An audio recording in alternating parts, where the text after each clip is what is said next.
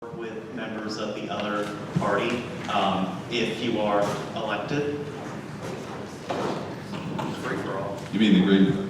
Yeah, the Green Party. Yeah. So what I do all day on my day job, my side hustle, is I talk people into doing things that they don't want to do. I am a negotiator. I am a person that gets things done on the job by having lengthy conversations with people about how it benefits them.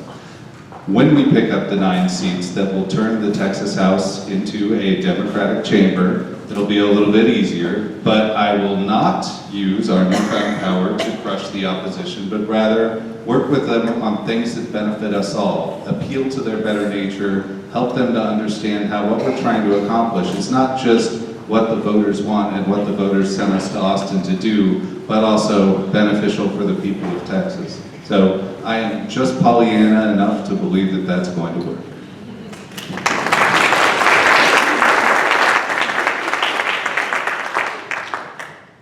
Yeah, I recognize to begin with that as a representative of House District 92, I will represent a mix of Republicans, Democrats, and some libertarians in the mix there. We have a couple.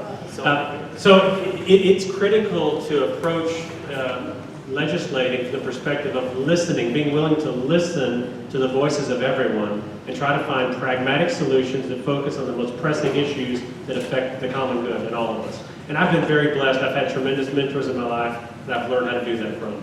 When I worked with Senator Whitmire through a regular session and then 3 special sessions back in 2005, how he navigated his efforts to deal with criminal justice reform, public education issues. Funny how we're talking about the same thing, 13 years ago.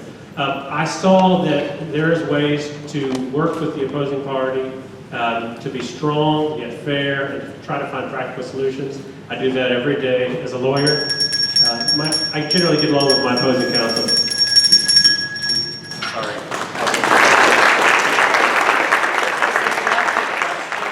Please hold up your cards so some nice, charming person will pick them up. And finally, party building. There's this. Oh, party building. This is a great soliloquy right here. This is the preamble to the Texas Democratic Party platform. Texas Democrats believe government exists to achieve together what we cannot achieve as individuals. Government must serve all people. Representative democracy is only truly representative if every single citizen is guaranteed the inalienable right to vote in fair and open elections. This is not part of the platform. Elections and campaigns come and go. Party building based on shared values and ideals remain. What have you done to build and sustain our party? That's a really good preamble. So I've been working to build a party in this neck of Tarrant County for almost 10 years now. I have walked, I have written postcards, I have canvassed my neighbors. I have been fighting for democracy in this community since way before it was cool to do so. And I'm going to continue to do that. Now, there's always a risk as a party builder that you're going to alienate some people. I believe it's our role as Democrats to show our best natures to the world and to show the people of this community how we can improve their lives. It's funny to me, we have, Crystal and I have a close friend who said, oh, I'm a conservative, I've always been a conservative, since I was born. My parents trained me. We said, okay, well there's this online test you can take that, asks you a bunch of questions, and you take the test, and at the end it tells you how conservative or liberal you are. She took the test and came back and said, turns out I was wrong. All my life, I'm a liberal. So yeah, you've got my vote. And I think that that's true of a lot of people, that they assume what we stand for before they know what we stand for.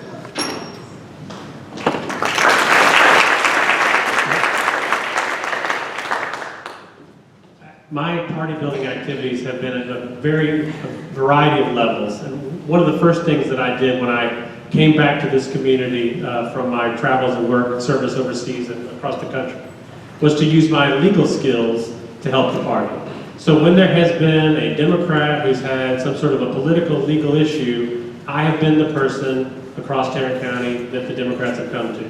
Sometimes that's been public. In those cases, you can read about them if you're so interested. Sometimes it's been behind the scenes.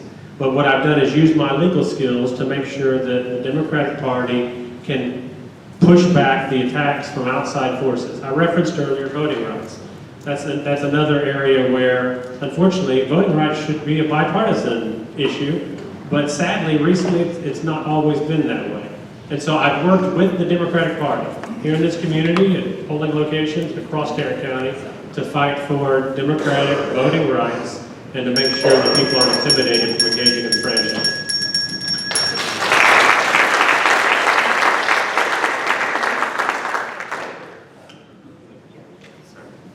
I'm thrilled to say that we are now taking audience questions, and I am randomly choosing from these, so do not scream at me afterward if something was not answered. Scream at them, because that's what you're working on. This is a really good one. Today is Climate Action Day. What will you do in Austin to promote renewable energy, including insulation, new window installations, geothermal, wind and solar energy?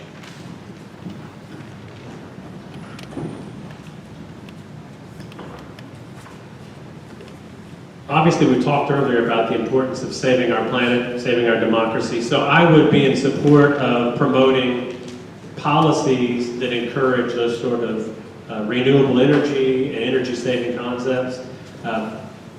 All of those that the question references are things that I'd be in support of. And whether that's through education programs, encouraging some sort of incentives for communities, but also at the bigger scale. I think there's a lot of possibilities with our electric grid, thinking that the future about our wind power in the state, how we move energy that's developed in renewable resources, how we store that energy. And that's the kind of stuff that the legislature has the power to promote. And imagine the day when we're able to really store and use renewable energy and all this wind and solar power that we have the potential. So yes, I would support programs that promote renewable energy and energy efficiency.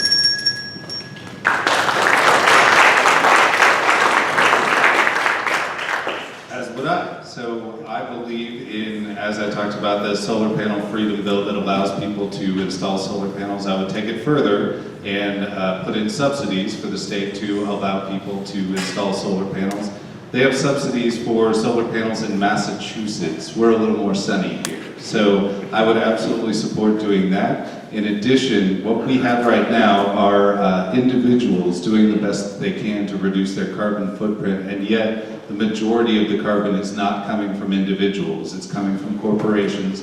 We need to find a way to tax the carbon emissions of major corporations in such a way that it will reduce those emissions. Folks, they're not going to do it on our own. It's upon us to move them in that direction.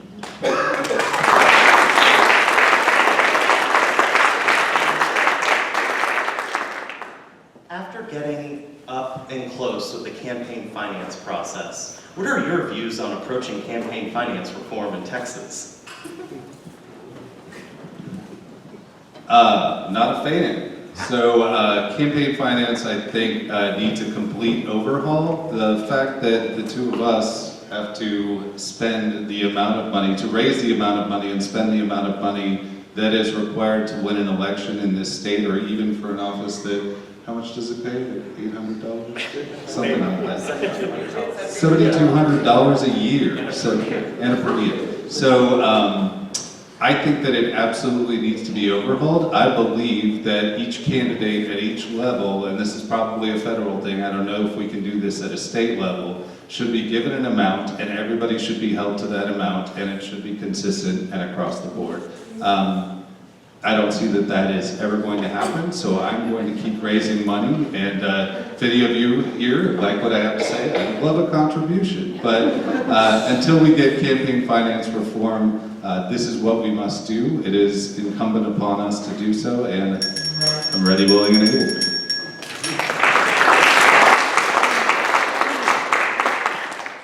Yeah, sadly, I'll have to say ditto on the contribution part. It's just it's the nature of things as they are. The Supreme Court did us wrong on Citizens United. I mean, when you have a ruling that says that money can flow in the way that they've suggested, I mean, that puts us in a tough position. Our system was already broken, that we have this amount of money that floods into it. I know there are certain sectors that benefit from all this money flowing around, but I don't think it's the people. Frankly, it embarrasses me that we have to raise this money and I've got to spend it because I want to serve. You know, just like I wanted to serve in uniform, just like I want to serve as a pro bono lawyer, I want to serve you, and I'm offering myself up to you. All my skills, all my experience. If you want me, choose me. I get it if you don't. I mean, frankly, this is the system. But if we have to put all this money into it, is that what our system should be? No.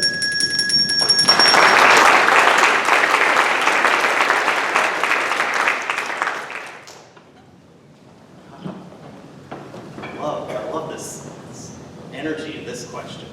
Free community college education. What kind of requirements for students? That was so, whoever that is, really great.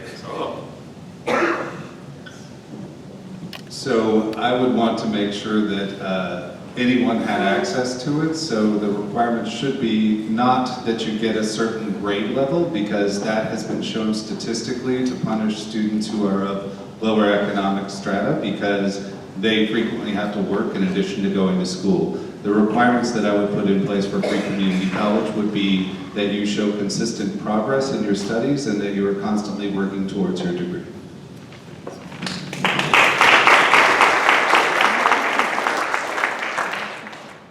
I agree. I like seeing, again, back to what we talked about earlier, I like seeing these partnerships between our schools and our community colleges. I would encourage more of that. I would encourage that that's a great way to provide 2 years of community college at no charge, and if we can give that at the secondary level, fantastic. And I agree that we shouldn't have these grade caps for students. We all know, I don't know about y'all, but it depends on when you bloom in school. Now, I would be open to some service. I think we should inspire service. So if you're in the community colleges and you also get an opportunity to do some volunteer time in your community at the same time, that'd be a great way to give back and to pay in sweat equity. And I think that that's something we could encourage, and it would help everybody.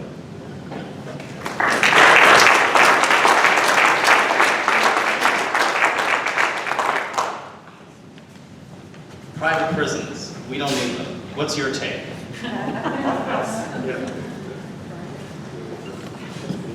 I agree, we don't need them. Yeah, private prisons, the privatization, this obsession of privatizing everything is driving profit into the hands of a very few, and it's incentivizing us to make our rules stricter and more punitive. Steve talked about the school to prison pipeline. You couple that with private prisons, and that's a recipe for disaster. So, no, I would not be in support of private prisons.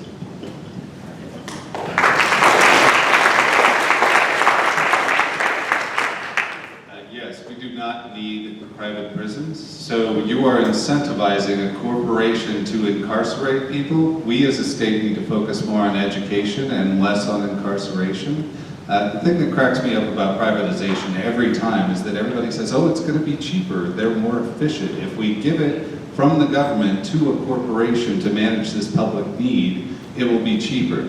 Here's the fact of the matter. The government is doing a service for free. Let's say the service costs $100. If you turn it over to a private corporation, there is something called a profit motive. That corporation is going to require 12% additional. So when you privatize something, you're either going to be paying 12% more to a different entity, or you're getting a 12% crappier product. It's that simple. So the idea behind privatization, especially with prisons, so the things that we should never privatize are life, liberty, and the pursuit of happiness. Those are in the Constitution. Life is healthcare, liberty is prisons, the pursuit of happiness is our educational system. And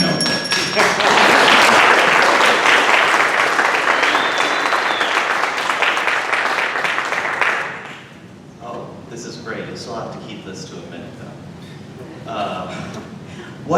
What issues are important to you that we haven't discussed so far? Do you need like a second? I can totally just like filibuster up here. Yes. I got it. You good, Jeff? Already? Awesome, that's good. Go run with it. So let's talk about gerrymandering. The thing that bothers me the most about our political climate currently is that we are moving further and further apart as Americans, that we no longer interact with each other. We have demonized the other side to such a degree that we can no longer interact with anybody of a different political party than us. And the reason for that is gerrymandering. When you create districts that are only going to send a Republican or only going to send a Democrat to a legislative body, what you're doing is ensuring that that political tribalism will continue. People are getting further and further apart. We have a once-in-a-generation opportunity in 2021 to redraw the maps in such a way that they are competitive. And I will fight to do that because I believe that will begin to heal our democracy. When we can no longer speak to each other, where are we headed as a country? So that's something that I feel very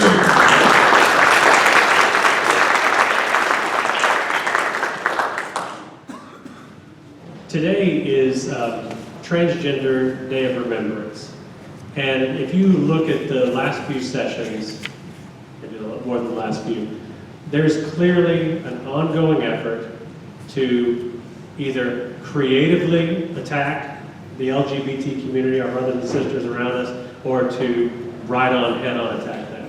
And I can tell you, as a military officer, as a lawyer for indigent clients, when somebody comes at the vulnerable, or they come at people for being who they are, there's nothing that gets my blood up more than that. So I think as a legislator, we have to be ready to go down to Austin, and when people make an attack on a community because of who they are, we have to be bold.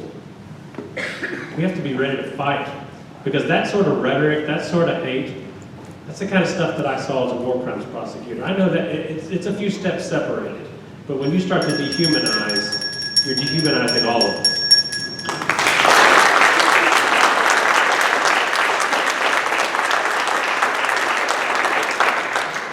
I hate to ruin the love fest between y'all, but on which issues do you disagree with the other candidate?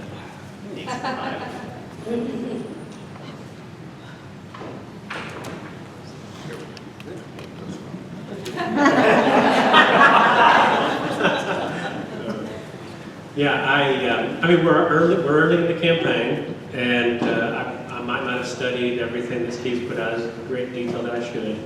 I will say that when it comes to the issue of guns, I feel like that's a topic, and I don't know exactly what his position is on that, but I feel like we are in a community here, especially with Stickland having been in office, where that issue is going to be bantered around and used as a weapon by the other side, literally, right? I mean, Jeff Kaysen and all the rest of them. So I think that's a point where we have to be bold and not equivocate. We're going to support background checks, red flag laws, and we're not going to say, well, Democrats can't take a stance on that. Yes, Democrats, we can take a stand on this issue. We can be strong, and we actually have to.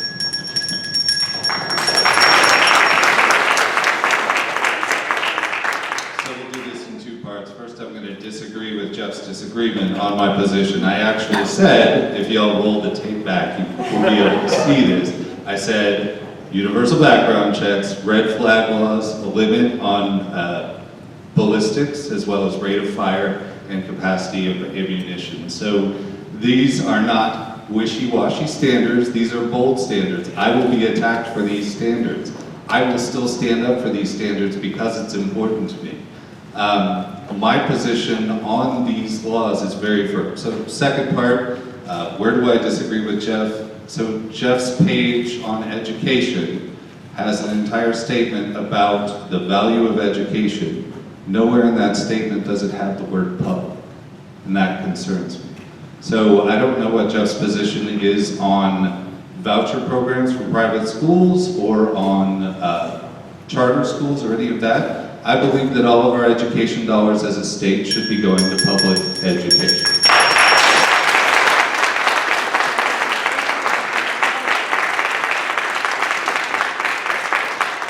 Last question. Well, solve that. Yeah, drop that out there.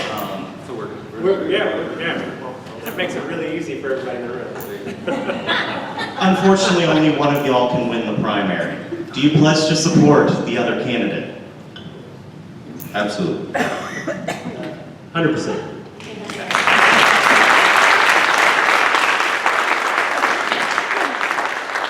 Now, you have 1 minute to both give your closing remarks.